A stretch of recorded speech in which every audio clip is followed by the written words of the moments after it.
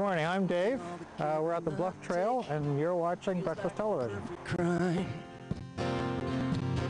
count the ways it keeps me up at night. He was doing some cross-country skiing, and today the skiing continues. Snowshoeing-ish. I guess that's not skiing, huh? Cyril's out at the Bluff Trail, which is just one of many Nova Scotia trails. Take a look. This morning on Breakfast Television, we're talking about snowshoeing. We're at the Bluff Trail, part of the BLT Rails to Trails, and I'm joined by Jim Cowardine. And Jim, we got a variety of different snowshoes here.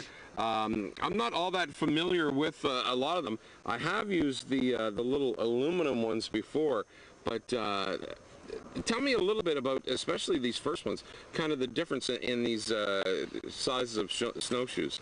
Well, I think the key thing that these shoes were made, they're a work item, and right. So they're made for different conditions. So this particular one I've had for about 40 years. This was made up near Moosonee, and it's made for deep powder snow. So it's actually made for breaking a trail. So trappers would use it, for instance, to go down their trap line and that sort of thing.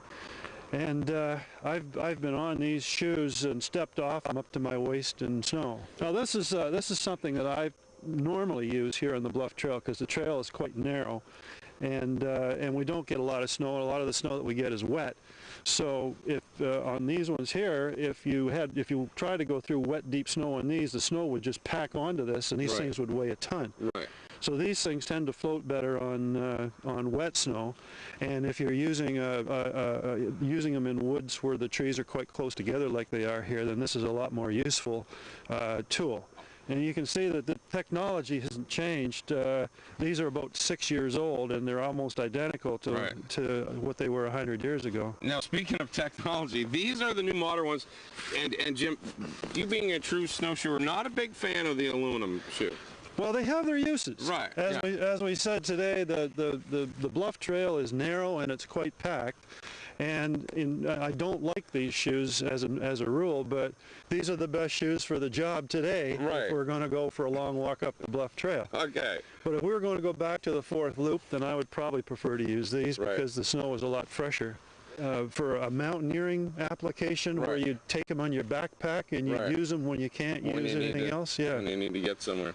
Yeah. All right. Okay. Well, that's what we're going to do. We're going to hit the Bluff Trail, and Jim's going to let me try out some of the snowshoes, and we'll tell you about how you can get out and enjoy the Nova Scotia trails as well. Hi, I'm Jim. I'm just approaching the trailhead of the Bluff Trail here, going for a little walk, and you're watching Breakfast Television.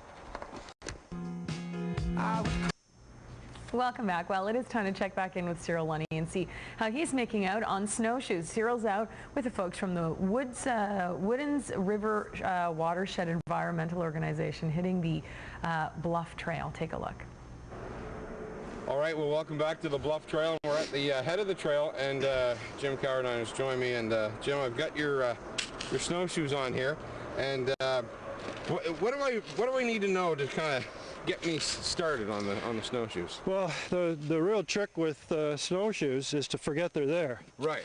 And just walk, because they're designed to follow where your feet go. Okay, so if I'm just walking like yep. I would normally walk. Yeah, and the little tail at the back acts like a rudder, so they'll just follow in a straight line because the weight of the snowshoe is designed so that the tail drags.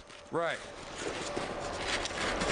And that's all there is to it. Now, when you get used to it, you'll use a lot more hip and knee just to cushion yourself. So you got a bit of a little bit of a rock and roll going. Right. Now you can see that this is actually, probably about 6 or 8 inches deep here, but I'm sitting right up on top of the snow. You will, yeah, because there's a crust here as well. So this is walking through crusty snow is ideal for a snowshoe because when you're walking on your feet, you sink in and it uses a lot of energy. Right. Now you said in order for me to make a turn, I gotta make a bit as if I have skis on. That's right. Okay, so just pick your foot up. Right. So this is if I got to turn. Yeah. You're saying kind of use it like a ski. Yep. So you pick it up. Pick it up. Do your best ballet turn. Best ballet turn. There, and then bring your other one over. Yeah. And then I'm ready to go back. And then you're ready to go again. All right. It's as simple as that, and it doesn't take long to learn, really. No, it doesn't. But if you fall off and you're in deep snow, it takes you a heck of a time to get up. Now, speaking of deep snow, you said these are the tool for deep snow. So maybe when we come back to the Bluff Trail, Jim, if you don't mind, I might give those a try and see Sure. how they work. Yeah, we'll put the harnesses on and you'll see it's almost the same. All right. Okay. We'll see you back here at the Bluff Trail in a little bit. I remember going snowshoeing when I was in junior high. Our gym teacher took us out, and it was so much fun. It is a lot of fun, and it's Yeah. great to be able to walk up on top of the snow and not have that sinking, you know, kind of trudging along feeling when you're going. Yeah, it's great. It's exhausting walking in deep snow without snowshoes. It sure is. Video and the latest news on Vancouver 2010. Every place is so unique that they have their own. I've got the bigger, deep snowshoes on now, Jim, and you got to take a little bit longer stride with these, don't you? Yeah, because of the width, they're going to overlap when your legs pass each other. So you got to make sure you don't step on the edge of the ski that's stationary. Now you were saying these will handle probably a 200-pound man, you know, average-sized man with an 80-pound pack in fairly deep snow, eh? Easily, yeah. Now, how deep have you been in with these? Well, Jim? I've stepped off these snowshoes and gone up to my waist in snow. Wow. That's what we're doing, some winter camping. Now you have to really kind of take a lot. Well, for me, because I've got little legs, you've got quite long legs, but you got to take quite a bit longer stride with these too, don't you? Yeah, and a practice snowshoer will actually do a kind of a little jog. It's not a walk. It's more of a little jog that they would use to get that rhythm going. Wow, these are great.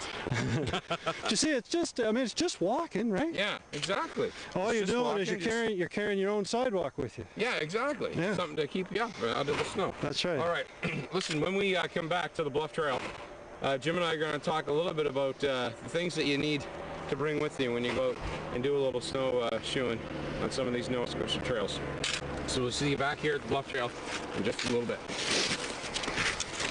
There you go. He's game. He wants to try this one now. He's having some fun.